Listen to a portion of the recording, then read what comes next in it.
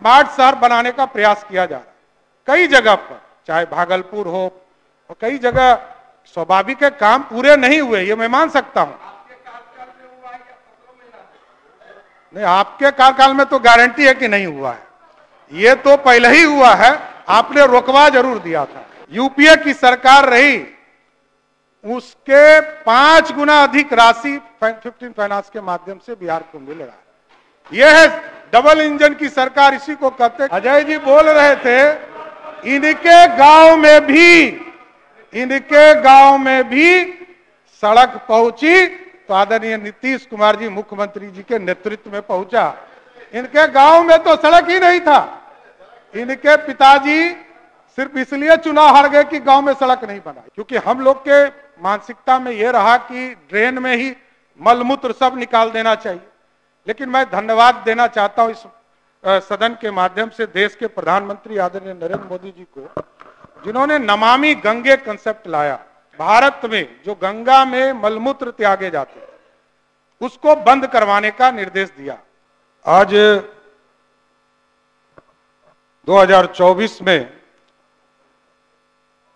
जो पिछला बजट हमारा रहा 2,61,000 करोड़ से शुरू हुआ था और फर्स्ट सप्लीमेंट्री और सेकेंड सप्लीमेंट्री के माध्यम से कुल जो है 2,82,992.32 करोड़ रुपए की राशि समेकित निधि विनियोजित किया जाना है। इसमें से लगभग 2,37,999.48 करोड़ मतदेय एवं 44,992.84 करोड़ भारित है। कुल व्यय में राजस्व 2,39,943.60 करोड़ रुपया है और पूंजीगत व्यय 53,048.72 करोड़ रुपया है। अध्यक्ष महोदय, यह स्पष्ट है कि लगातार बिहार की सरकार काम कर रही है और बिहार के विकास के लिए बिहार के मुख्यमंत्री आदरणीय नीतीश कुमार जी के नेतृत्व में लगातार सभी क्षेत्रों में, चाहे वो महिलाओं के सेक्टर हो, बाल कल्याण की योजना हो, हरित जल जीवन हरियाली हो, ये सारे सेक्टर में लगातार माननीय मुख्यमंत्री जी के निर्देश पर बिहार में काम हो रहे हैं। और मैं संक्षेप में सिर्फ 2-3 बातों को बताना चाहता हूं। कभी माननीय सदस्य आदरणीय समीर महासेठ जी ने चिंता जाहिर की कि बिहार में जो नगर निकाय है इस पर जितना हमको और चिंता करनी थी हम नहीं कर पाए।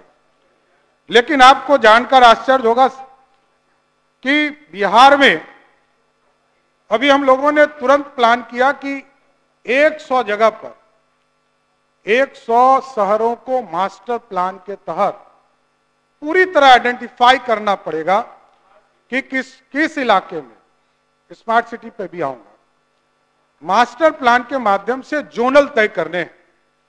और अभी जो प्रमुख शहर है हमारे, पटना, भागलपुर, गया, मुजफ्फरपुर, और ये सब भी जगह पर मास्टर प्लान का काम कई सालों से चल रहे हैं लेकिन पूरा नहीं हो पाया। सिर्फ पटना में 2014-15 में इस कार्य को किया गया और पूरे मास्टर प्लान को बिहार में लाने का काम किया गया था। उसके कई स्क्रूटनाइज भी होते हैं क्योंकि हमारे पास कोई प्लानिंग ही नहीं था। जो 60 के दशक में कंकड़बाग या पीआरडीए के द्वारा यहाँ कॉलोनीज बनाए गए, उसके बाद हमने नहीं बनाए। तो ये पूरी शुरुआत की गई है। हम सभी जगह स्मार्ट, जिस तरह स्मार्ट सिटी का डेवलपमेंट पूरे बिहार में हो रहा है, उसी तरह उसी के तर्ज पर पूरे बिहार में मुख्यमंत्री जी आदरणीय नीतीश कुमार जी के नेतृत्व में बिहार में मास्टर प्लान बनाकर जोनल भी तय करने हैं कि किस इलाके में इंडस्ट्री लगाए जा सकते हैं, किस इलाके में आपको हाउसिंग कॉलोनी बनाए जा सकते हैं, कहां ड्रेन बनने चाहिए, कहां पार्क बनने चाहिए, कहां प्लांटेशन होने चाहिए। ये सारे चीजों की चिंता सभी शहरों में करना है। इसके साथ साथ क्योंकि अंग्रेजों के जमाने से ही हम लोग देखते रहे कि टाउन हॉल या सर्किट हाउस हमारे बहुत पुराने हैं।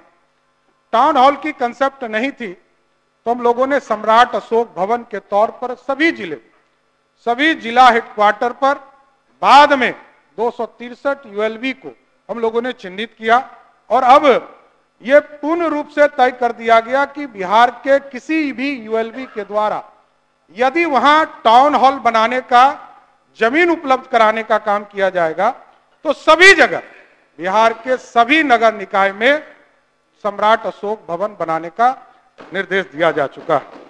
इसके साथ साथ सभी जगह माननीय मुख्यमंत्री जी के विशेष पहल पर उन्होंने कहा कि सभी जगह स्मार्ट ये स्ट्रॉन्ग ड्रेन बनना चाहिए, क्योंकि पानी का निकासी, क्योंकि हम लोग के मानसिकता में यह रहा कि ड्रेन में ही मलमूत्र सब निकाल देना चाहिए। लेकिन मैं धन्यवाद देना चाहता हूं इस सदन के माध्यम से देश के प्रधानमंत्री आदरणीय नरेंद्र मोदी जी को, जिन्होंने नमामि गंगे कंसेप्ट लाया और पूरे भारत में जो गंगा में मलमूत्र त्यागे जाते हैं उसको बंद करवाने का निर्देश दिया। और बिहार जैसे प्रदेश में लगभग आप समझिए कि पटना जैसे शहर में 350 MLD का एक पूरा प्लांट लगाने का काम किया गया। आपके भी क्षेत्र में जो पूरा इलाका है सैदपुर से लेकर, वो पूरे इलाके में सैदपुर से लेकर करमल्ली चक वगैरह सभी जगह STP का निर्माण कराया गया। और सभी शहरों में बक्सर हो, आरा हो, छपरा हो, हाजीपुर हो, पटना हो, मुजफ्फरपुर, आपको फतुहा हो, बाढ़ हो, भागलपुर हो, नौगछिया हो, खगड़िया हो, बेगूसराय हो, सभी जगह पर STP के निर्माण कहीं चल रहे, कहीं पूरे हो गए। और इसके साथ साथ क्योंकि हम लोग तो मलमूत्र ये समझते थे कि हम अपने नाले में ही डाल दें, क्योंकि हमारे यहाँ कोई कंसेप्ट नहीं, तो STP का निर्माण शुरुआत कराया गया। 2014 के बाद ये शुरुआत हुई और पूरे प्रदेश में लगभग 12,000 करोड़ रुपया का राशि भारत सरकार से मिली। राज्य सरकार ने भी अपना हिस्सा दिया और पूरे प्रदेश में STP का निर्माण शुरू होने का काम किया गया। इसके साथ साथ स्मार्ट सिटी का चर्चा किया सभी साथियों ने। अभी आप देख रहे होंगे कि मंदिरी नाला, हम लोग 1981 में पटना आए और तब से मंदिरी नाला को ओपन देख रहे थे। आज उस पूरे नाला का निर्माण किया जा रहा है और स्मार्ट शहर बनाने का प्रयास किया जा रहा है कई जगह पर, चाहे भागलपुर हो और कई जगह। स्वाभाविक है काम पूरे नहीं हुए, ये मैं मान सकता हूं। नहीं, आपके कार्यकाल में तो गारंटी है कि नहीं हुआ है, ये तो पहले ही हुआ है, आपने रोकवा जरूर दिया था। आज आप देख रहे होंगे कि पूरे प्रदेश में 15 फाइनेंस के माध्यम से इतनी राशि आती है। यहां बैठे हैं कांग्रेस के भी साथी, यूपीए की सरकार रही उसके 5 गुना अधिक राशि 15 फाइनेंस के माध्यम से बिहार को मिल रहा है। यह है डबल इंजन की सरकार, इसी को कहते हैं कि बिहार के विकास के लिए लगातार और देश में विकास हो, सभी जगह प्रधानमंत्री जी और बिहार में मुख्यमंत्री जी के लगातार प्रयास से बढ़ाने का काम किया जा रहा है। अभी आदरणीय जीतन राम मांझी साहब ने, जो बिहार के पूर्व मुख्यमंत्री भी रहे हैं, तो इनके द्वारा यह कहा गया कि कई सड़कें हैं, इसे स्वाभाविक है, आपने ठीक बताया कि माननीय मुख्यमंत्री जी प्रदेश स्तर पर RWD के सड़कों का यहां से शिलान्यास करते थे और माननीय विधायक अपने क्षेत्र में कार्य प्रारंभ करते थे। ये किसने बंद कराया पूरा बिहार जानता है, इसको बताने की जरूरत नहीं। हम लोगों ने तो, आदरणीय मुख्यमंत्री जी ने तो सब दिन ये काम ही शुरुआत कराया। और अभी अजय जी बोल रहे थे, अजय जी बोल रहे थे, इनके गांव में भी सड़क पहुंची तो आदरणीय नीतीश कुमार जी मुख्यमंत्री जी के नेतृत्व में पहुंचा। इनके गांव में तो सड़क ही नहीं था। इनके पिताजी सिर्फ इसलिए चुनाव हार गए कि गांव में सड़क नहीं बना, ये मैं बता रहा। हम लोग साथ में उनके साथ भी विधायक रहे और अजय जी तो कम जाते हैं उस इलाके में।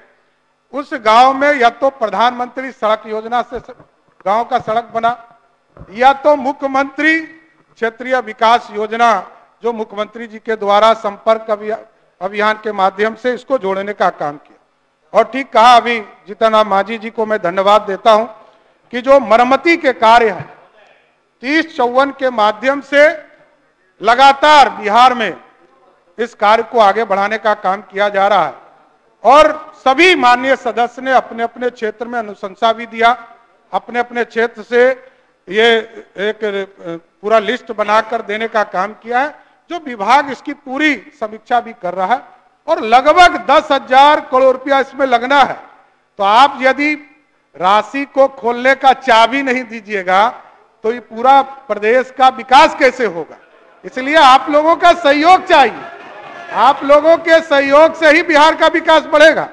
इसलिए मैं तो अध्यक्ष महोदय सबसे आग्रह भी कर रहा हूं, लेकिन आप सोचिए इस प्रदेश में स्वास्थ्य सेवा को कितना, जिस प्रदेश में स्वास्थ्य की ओर कोई जाता नहीं था, आप तो स्वास्थ्य मंत्री भी रहे हैं आदरणीय अध्यक्ष जी, तो स्वास्थ्य सेवा को बेहतर करने के लिए माननीय मुख्यमंत्री जी ने सभी माननीय विधायकों से अनुशंसा भी लिया और उस पर कार्य प्रारंभ भी करने का काम किया और इसमें भारत सरकार ने भी लगभग 5,000 करोड़ रुपया 15 फाइनेंस के माध्यम से काटकर स्वास्थ्य विभाग को दिया कि आप इसके माध्यम से एडिशनल पीएससी, हेल्थ सेंटर सब बनाने का काम कीजिए। कोरोना का समय याद कीजिए, पूरे प्रदेश में ऑक्सीजन प्लांट कहीं लगभग नहीं थे, सिर्फ पटना या जो हमारे मेडिकल कॉलेज थे वहीं पर उपस्थित। लेकिन आज पूरे प्रदेश 100 से अधिक जगह पर पूरा ऑक्सीजन प्लांट स्थापित किया गया और आवश्यकता अनुसार, क्योंकि आज उसकी आवश्यकता कम है, ये मैं कह रहा हूं, आवश्यकता कम है, आवश्यकता उस समय के हिसाब से तय किया गया था, इसको आगे बढ़ाने का काम किया गया। इसलिए मैं तो यही आग्रह करूंगा संक्षेप में है कि बिहार विनियोग संख्या 2 विधेयक 2024 को आप पारित करें, स्वीकृत करें और बिहार के खजाना को बिहार की जनता के हवाले, बिहार की जनता का विकास हो सके, यही आग्रह करते हुए अपनी बात को समाप्त करूंगा। लाइव बिहार YouTube पर सब्सक्राइब और Facebook पर लाइक जरूर करें।